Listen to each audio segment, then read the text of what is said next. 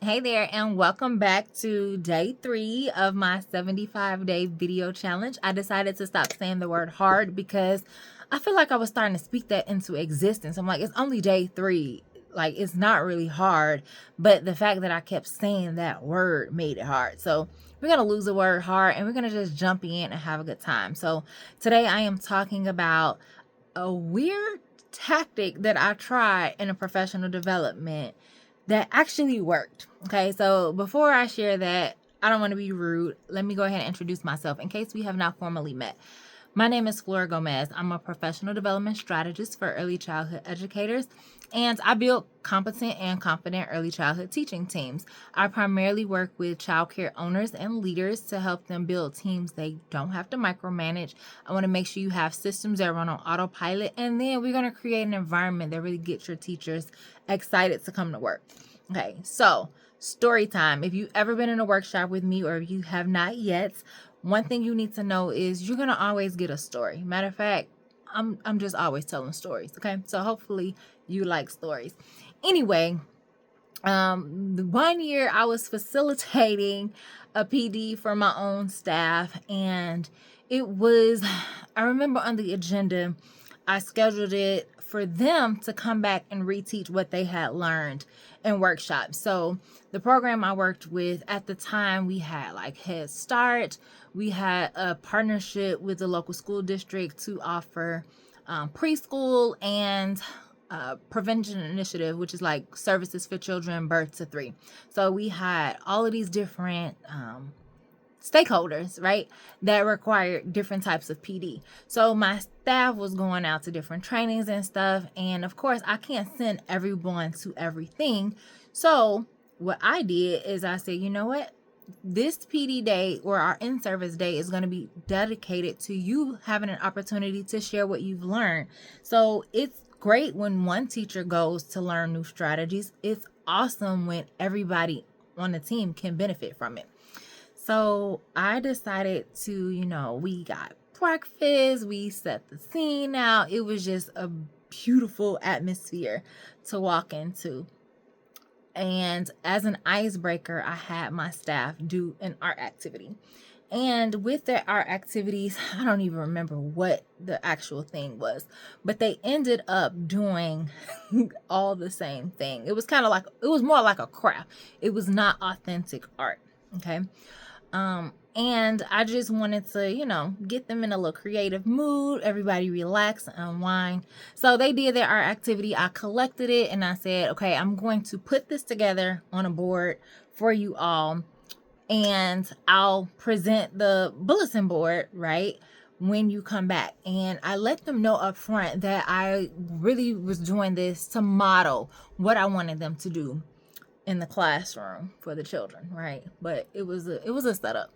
So they went through, each of the staff came back, they presented what they had learned in their recent PD workshops. We talked about how we were going to take that new information, like what part can we actually apply to our program? What are next steps? What are we going to do first? Is there anything that we learned that we think we probably won't implement that at all? So we kind of went through this whole protocol that I developed to make sure that we're actually implementing what we learned. Because if not, they're just collecting certificates and hours. Of course, I put them in a file cabinet, throw them in a drawer, won't pull them out again until my licensing rep comes, and that would be that. But I just knew that I wanted something different for my program. And I wanted to be intentional about the time we spent in our in-service and give them an opportunity, because at this point I have been doing a lot of the training and facilitating. It allowed me to kind of step back and allow them to step up. I really believe in internal leadership development, and one of the ways you really maximize the capacity of your staff, not as in like burn them out and overwhelm them with work. I'm talking about like developing their skills and helping them to grow into their full potential, is by giving them additional responsibilities. And that became, you all be responsible for teaching the team. Anyway, I don't want to ramble too much about that. They all got a chance to present. We went through our protocol. We figured out what we're going to do in terms of taking this back into the classrooms, how we were going to check in, all of this good stuff. So while they were having lunch and presenting, I snuck off and took the artwork that I had them do at the beginning as an icebreaker, and I cut up all of their papers. Like, some of them had really gotten into it. When I tell you the level of detail in their drawings and what they created, you can tell that they took their time, they put thought and effort into it, right? And some of them, it just really broke my heart to do it. But I did. I took those scissors and I cut it up. And when I was done, all of their artwork looked exactly the same. Well, it didn't look exactly the same, but it was so distorted that they did not recognize their own work. And I had bought poster boards, so I put it all up on a poster board. And at the end, as our closing activity, I presented it to them. I wanted them to reflect on it. And when I tell you the way they gasped, like, oh my God, what did you do to our papers type of thing, they were upset. I had one teacher, I'm like, if I didn't know no better, I think she wanted to fight me. Because she was just like, what did you do to my work? You know, I worked hard. I spent time doing that. And one teacher said, well, I don't even know which one is mine. And I think I was quiet. Like, I just gave them time to get it all out and go through all of those emotions. And I asked them, I said, well, what's wrong with me doing this? You all do this to children all the time. No, we don't. And we don't cut up their work, and we don't mess up what they're doing. And so we actually got up and we took a walk through the classrooms. And I said, let's look at what's displayed, right? I hear what you're saying, but let's walk through your rooms and let's see what you're actually doing. And I started to see those aha moments click in right away. You could tell that the point that I was trying to make was starting to settle in for some of them, because we were looking at bulletin boards and we were seeing that everything was the same. It was a craft, right? And I'm going to just give some hypotheticals because I really don't remember specifically what the activity was. Let's just say it was winter and they were doing an activity on snowmen. All of the snowmen may have looked alike. Or if they were putting together flowers for the spring, all of their bouquets of flowers looked alike. Like, there was no originality.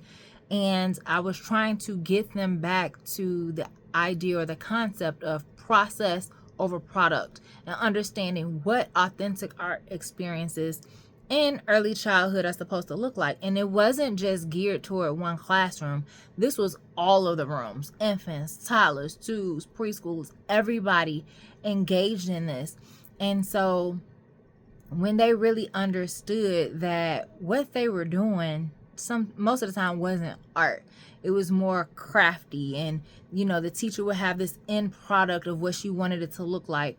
Or just the idea of when you put glue down on the paper, right? Or you're having children make collages, but it's really not a collage because you put the glue on the paper and they can only put the piece of paper that you cut up or that you tore up for them to put on it. They can only put it there. That's not their authentic art, right? And we had some really great discussions around why we do this with children. Why do we force them to all create the same thing? Why do we limit the materials that they're allowed to use? Why do we, tell them they're doing it wrong, or you can only, color this shape, or whatever the situation is that we were talking about. And some of them just really shared their thoughts about it. One was like, well, we didn't realize that it was wrong. Or, well, we don't know how else to do it. And somebody said, well, this is what the parents want to see. And that's when I realized, if this is what they think parents want to see, then it might also be an opportunity to educate the parents on what authentic art is supposed to look like in the classroom. So we went through this whole thing kind of as our closing reflection. And I had them share some takeaways and what they would do differently. And I think I was just really fed up with what art was looking like in the classrooms. I would go in and everything looks the same. You have these perfectly curated bulletin boards. And I not only was their like coach and trainer, I was coaching and training them, but I was also their supervisor. And I did not want to take an approach that was like punitive. I didn't want anybody to be in trouble. I don't want to have to write you up, even though I've talked about this. So I just felt like I had to create an experience for them that would, one, allow them to see how children may feel when we alter and interrupt their work. So one of my biggest things is when children create artwork, we want to disrupt their work as much as possible. So even with little things where it seems little, like writing their names on their paper. If the child can't write their own name, I don't want to see your big handwriting across the whole top of the page, right? Can you write it small enough for us we can still see it, but you're not interfering with what the children have created. Get some small labels. If you're in a preschool classroom, let those children write their own names and you turn the paper on the back and write it, right? Like, how do we allow them to express themselves through their art without interrupting or interfering with it? So I just couldn't figure out another way to say it after I had said it over and over, right? We've had staff meetings. I've brought it up in my one-on-one reflective supervision. Like, I've done all the things that I thought I was supposed to do as a leader, right? Or at least the things that, my coaches were telling me to do. So I was just like, you know what? We're going to get a little drastic here. I'm going to do to them what they do to children so they can see how it feels. And then we're going to process this together. Were they mad at me? Yes. Did they want to fight me? Probably. Did they? No. But I think the takeaways were just a little bit more lasting than me saying what to do. Like, I can't keep telling you. I'm going to just show you. So, yeah, that was one of my, I want to say funnest, but I feel like that's not the appropriate word. But that's okay, because this is not a formal training, and I can say funnest if I want to, right? But that was one of the most fun workshops, where it turned out to be. And I remember that hopefully the teachers remember too, that we need to let children do their own thing. And I use that as a parallel process when I'm working with leaders as well. One of the things I stopped doing was going in on the weekends and doing room arrangements. So I'll still help programs set up the environments and, arrange the furniture, put your interest centers together. I love doing that, but I made it a rule that if I come in on a Saturday to your program to set up a classroom, no matter what age group it is, I need the teacher to be there, because if not, it's nothing more frustrating, at least in my opinion, than to leave on a Friday and then come back on Monday and your classroom has been rearranged. For one, the environment, it helps us with our routines. Children know where things are. Shoot, the teacher knows where things are. So when you come back and your stuff has been moved and changed, you kind of feel violated, if I can say so. I remember I worked in a program, and over the weekends and evenings, they was hosting all types of events there. And I would always come back and my classroom would be different from the way I left it. For one, I like to run a tight ship as a teacher in the classroom. I had everything structured. I would prepare, my materials ahead of time. So when I leave, I'm expecting it to be the way it was when I return. I would come back to Cheeto bags on the table. I could see where it was obvious some children had been in there, right? Because they've opened up paints and it's on my tables, and now I have to come in and clean before I can prep for teaching. So I just decided I don't want to do that to other teachers. I remember how I felt, and it's just not respectful of the work that we do as professionals. I think if we're going to make changes to the environment and things like that, we need to include them in the process, because they're the ones who are using that space. For one, they need to know what these changes are and how it's going to impact the flow of their classrooms. And they also have to be prepared to help the children navigate those changes too. So it was just a lot of things that came up from that one activity where I just really wanted to help them understand why it's important to let children do their own artwork. And it actually ended up trickling into some other things. So yeah, I love to kind of like think outside the box. Yes, sometimes it gets emotional. Those feelings get high, but we work through it.